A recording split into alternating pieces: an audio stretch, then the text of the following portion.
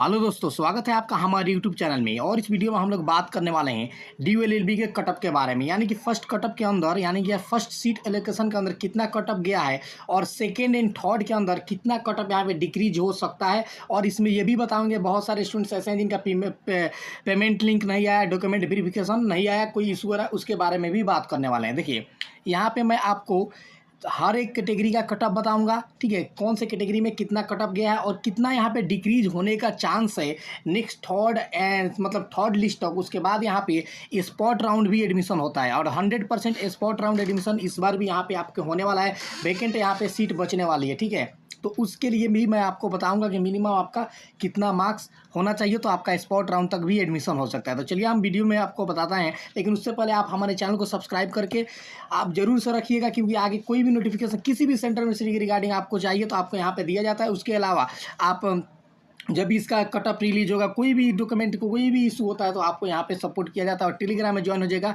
वहाँ पे आपको PDF या किसी प्रकार की पर्सनल सहायता चाहिए तो, ठीक है। तो देखिए हम कटअप के बारे में यहाँ पे बताएंगे कि कितना कटअप गया है फर्स्ट लिस्ट के अंदर। यहाँ पे DULLB में देखिए आपका जनरल का, यानी कि यहाँ पे आपको लोग को पता होना चाहिए 3 सेंटर चलता है। एक का नाम है CLC यानी कि कैंपस लॉ सेंटर, उसका नाम है LC1 एंड तीसरा का नाम है LC2, ठीक है। यहाँ पे 3 सेंटर और तीनों के तीनों नॉर्थ कैंपस के अंदर है। और इसी का यहाँ पे देखिए तो एक हिसाब से यहाँ पे आपको पीछे थोड़ा बैकग्राउंड में थोड़ा कम विजिबिलिटी है, लेकिन मैं यहाँ पे कम किया हूँ। यहाँ पे आपका LC2 का बिल्डिंग है और ये आपका CLC का बिल्डिंग है। और अब बताइए LC2 का ये है, CLC का ये है, तो LC1 का बिल्डिंग कहाँ पे है? देखिए वो LC1 का कुछ कोर्स मतलब कोई, यानी कि फर्स्ट ईयर का, यानी कि समझिए कुछ क्लासेस यहाँ इसके पुराने बिल्डिंग में चलता है। यानी कि इस बिल्डिंग के बाद भी एक पुरानी बिल्डिंग है, वहाँ पे इस LC2 का LC1 का कुछ क्लासेस चलता है। और LC2 का नए वाली बिल्डिंग में भी LC1 का कुछ क्लासेस यहाँ पे भी चलता है। तो यहाँ भी चलता है LC1 की क्लासेस, यहाँ भी चलता है।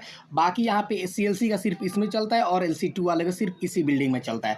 बाकी LC1 का दोनों जगह मिला के क्लासेस चलता है। और यहाँ पे LC2 का जो टाइमिंग है वो आपका 2 से 7 होता है। आप लोग को पता होना चाहिए, ये आपका इवनिंग शिफ्ट है। बाकी ये दोनों मॉर्निंग है। LC2 जो है इसका टाइमिंग 8 से 2 है और इसका यहाँ पे आपका 9 बजे से शाम के 4 से 5 तक यहाँ पे क्लासेस चलता है CLC के अंदर। कटअप के बारे में मैं बता रहा था यहाँ पे आपको, तो ये आपका कटअप है, ठीक है। देखिए जनरल कैटेगरी का मैं 3 सेंटर आपको बताया, कैंपस लॉ सेंटर LC1 यानी कि law centre 1 and law centre 2। यहाँ पे आपका तीनों मिलाकर यहाँ पे 186 यहाँ पे कटअप मार्क गया है। यानी कि अगर आप CLC में आप गए हैं तो इसका 200 प्लस मार्क्स बन रहा है, मतलब 205।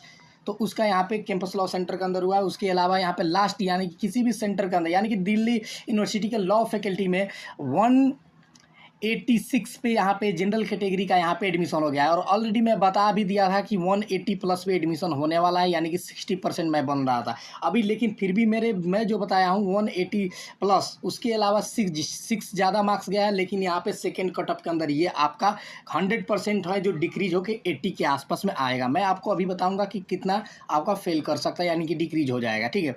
और यहीं पे EWS कैटेगरी का फर्स्ट कटअप के अंदर किसी भी सेंटर के अंदर एडमिशन मिला है 171 मार्क्स पे, ठीक है। और OBC की बात करें तो 159 पे। और देखिए बहुत सारे ऐसे बच्चे जो कमेंट कर देंगे कि सर मेरा EWS है 171 आया है फिर भी मेरा सिलेक्शन नहीं हुआ है। देखिए सिर्फ एक आप ही नहीं है जो 171 मार्क्स लेकर आए हैं, आपके जैसे और भी 10 स्टूडेंट्स हो सकते हैं, 20 भी हो सकते हैं, 50 भी हो सकते हैं। तो हो सकता है कि अगर उसमें एक क्राइटेरिया भी होता है, एज होता है, या तो आपका ग्रेजुएशन का मार्क्स देखा जाता है, या आपका जो भी यहाँ पे कुछ एक्स्ट्रा चीज़ों को देखा जाता है। अगर आप सेम मार्क्स लेकर आते हैं उस हिसाब से अगर आप रैंक में नीचे आ रहे हैं तो वही आपका नहीं हो रहा, और सेम मार्क्स पे आपके ऊपर वाला का हो जाता है तो आपका सेकेंड एंड थर्ड लिस्ट में आपका हो जाएगा, ठीक है। सीट वैकेंट बचेगी तो ऐसे भी होता है। और यहीं अगर बात करते हैं SC कैटेगरी के तो 141 गया है। और यहीं पे बात करते हैं SC का 141 और ST का 100 से भी कम कटअप गया है। ये माइनस में लिखा हूँ, यानी कि 100 से कम नंबर पे भी एडमिशन मिल गया ST का। अब मैं आपको बताता हूँ सेकेंड एंड थर्ड कटअप में आपको कितना ज़्यादा आपको यहाँ पे मतलब कटअप डाउन हो सकता है। देखिए यहाँ पे मैं बताऊँ तो सेकेंड में आपको ज़्यादा नहीं 186 है ना, तो 180 प्लस जिसका मार्क्स बन रहा है, यानी कि 180 प्लस 180 मान लीजिए 180 मतलब 4 से 5 या ज़्यादा से ज़्यादा 6 मार्क्स डाउन जाएगा, उससे ज़्यादा नहीं जाने वाला सेकेंड लिस्ट में। इससे ज़्यादा लास्ट ईयर भी नहीं गया था ठीक है। इस बार भी बहुत ज़्यादा नहीं जाएगा, लेकिन इतना मानिए कि जिनका 180 मार्क्स बन रहा है उनका सेकेंड लिस्ट में आने का बहुत अच्छा चांस है, वो आ जाएगा। अगर इनमें से भी इससे भी कम, जैसे मान लीजिए 175 प्लस मार्क्स बन रहा है, तो आपका थर्ड लिस्ट तक कट ऑफ, मतलब थर्ड लिस्ट तक आपका, यानी कि थर्ड सीट एलोकेशन तक आपका बहुत अच्छा चांस है जनरल कैटेगरी का कि आपका एडमिशन हो सकता है। और यहाँ पे वैकेंट सीट का देखिए, स्पॉट राउंड में कोई ग्रेन लिमिट नहीं होता है, 10 नंबर भी डाउन हो सकता है, 20 नंबर भी डाउन हो सकता है कि 170 की 175 जा रहा है, तो स्पॉट राउंड में कुछ बच्चे एडमिशन नहीं लिए, फिर बाद में वो फिर से आ जाएं, तो हो सकता है कि इससे अब भी जा सकता है। ऐसे देखा गया है DU के अंदर बहुत बार, ठीक है। तो देखिए मिनिमम मैं बता रहा हूँ कि 175 मार्क्स बन रहा है आपका जनरल कैटेगरी, तो आपका एडमिशन होगा, आपको वेट करना होगा, ठीक है। अगर वही बात करते हैं EWS का, तो EWS का मिनिमम अगर आपका 160 प्लस मार्क्स बन रहा है, 160, मैं ऑलरेडी बता दिया था 170 पर 100% एडमिशन होगा, और यहाँ पे 171 पे हो चुका है, ठीक है। और यहाँ पे आप देखिए 160 अगर आपका मार्क्स है, तो आपका थर्ड लिस्ट तक आपका बहुत अच्छा चांस है, आपका एडमिशन हो सकता है सेकेंड लिस्ट में भी आ जाएगा। लेकिन मैं लास्ट मिनिमम बता दे रहा हूँ यहाँ पे, जो एक जनरल रूल से एडमिशन होता है, यानी कि जो मेरिट लिस्ट से होता है, मैं स्पॉट राउंड में यानी कि 55 भी हो सकता है, 58 भी हो सकता है, 62 भी हो सकता है, अप डाउन हो सकता है, कुछ भी हो सकता है, लेकिन यहाँ पे आपका 160 प्लस मार्क्स बन रहा है, तो आप थर्ड लिस्ट तक यहाँ पे एडमिशन आपको मिल सकता है।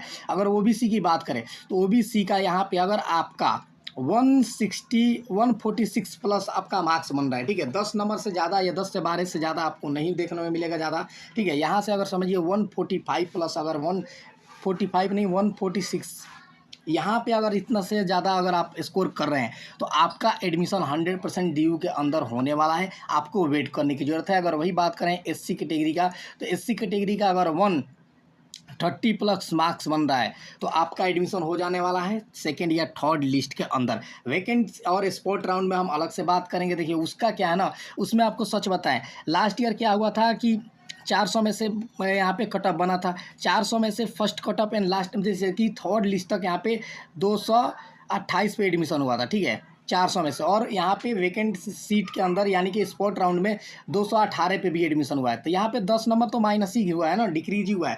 उसी हिसाब से मैं आपको बता रहा हूँ, लेकिन आप समझिए जो मैं लास्ट कटअप बता रहा हूँ, जैसे इसका बताया मैं 175, तो अगर स्पॉट राउंड तक जाते हैं तो 170 प्लस पे भी एडमिशन होने का चांसेस बहुत अच्छा है, क्योंकि इस बार 300 में से नंबर बन रहा है, तो ज़्यादा कटअप बन रहा है, तो ज़्यादा यहाँ पे डिक्रीज भी नहीं होगा, लेकिन 5 से 7 में 170 प्लस पे एडमिशन हो सकता है आपका।